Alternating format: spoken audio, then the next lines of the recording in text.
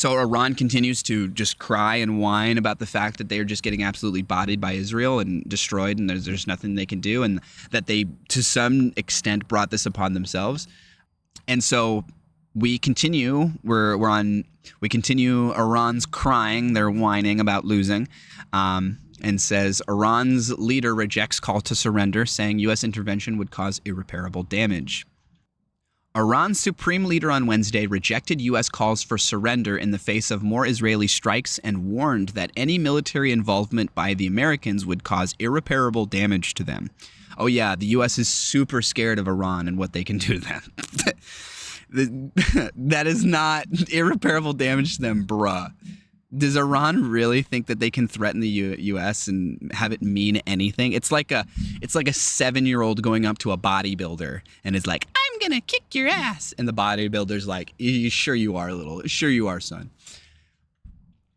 The second public appearance by Ayatollah Ali Khamenei since the Israeli strikes began 6 days ago came as Israel lifted some restrictions on daily life, suggesting that the missile threat from Iran was easing.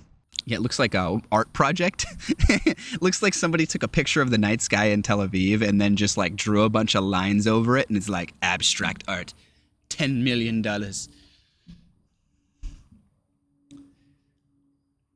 Khamenei dismissed the threatening and absurd statements by Trump. Wise individuals who know Iran, its people, and its history never speak to this nation with the language of threats because the Iranian nation is not one to surrender, he said in a low-resolution video, his voice echoing. I love how this article puts, he said in a low-resolution video, low energy, low-resolution Khamenei. I call him Little Khamenei.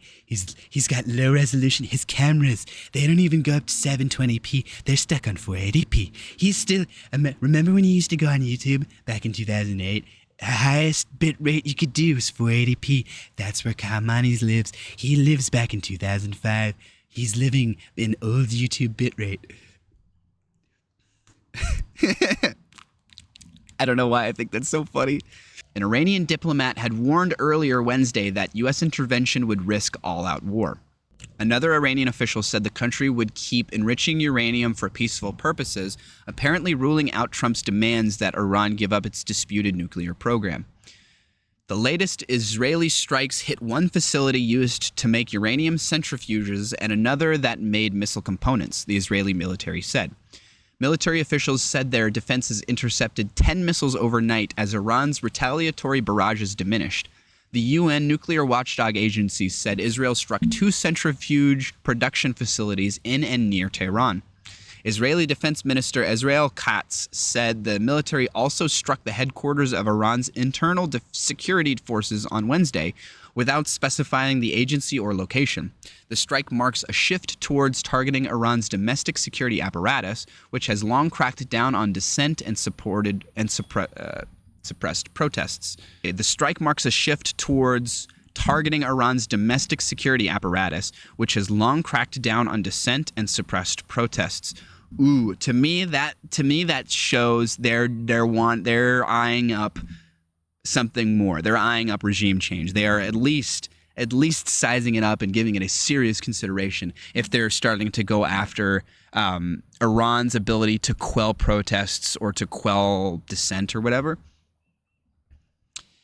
Israel's air campaign has struck several nuclear and military sites, killing top generals and nuclear scientists. A Washington-based Iranian human rights group said at least 585 people, including 239 civilians, have been killed and more than 1,300 wounded. Iran has fired some 400 missiles and hundreds of drones in retaliatory strikes, killing at least 24 people in Israel and wounding hundreds. Some have hit apartment buildings in central Israel, causing heavy damage, and air raid sirens have repeatedly forced Israelis to run for shelter. Iran has fired fewer missiles as the conflict has worn on. It has not explained the decline, but Israel has targeted launchers and other infrastructure related to the missiles. It would totally make sense to me that if Iran does a super large-scale ballistic missile attack on Israel, and then Israel is like, shit, guys, we got to go in and do something about this, the first thing they're going to go after is Iran's ability to continue to shoot missiles at Israel. So yeah, it makes sense that as Israel goes in and gets air superiority and starts pimp slapping starts bitch slapping Iran around a little bit, that they're going to not be able to shoot as many missiles at them. By Wednesday, Israel eased some of the restrictions that it had imposed on daily life when Iran launched its retaliatory attack, allowing gatherings of up to 30 people and letting workplaces reopen as long as there is a shelter nearby. Schools are closed and many businesses remain shuttered, but Israel's decision to reverse its ban on gatherings and office work for all but essential employees signals the Israeli military's confidence that its attacks have limited Iran's missile capabilities. Oh yeah, so if Israel is easing their internal restrictions and their internal security recommendations to, like, you know, be near a bomb shelter or not gather in big groups or whatever, if they are...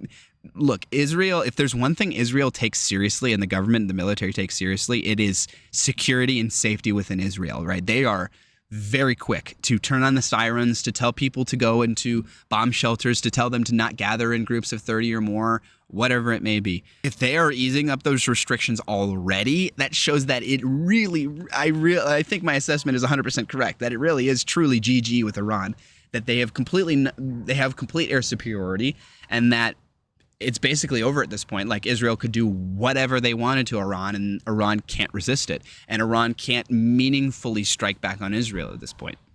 Shops have been closed across Tehran, including in its famed Grand Bazaar, as people wait in gas lines and pack roads leading out of the city to escape the onslaught.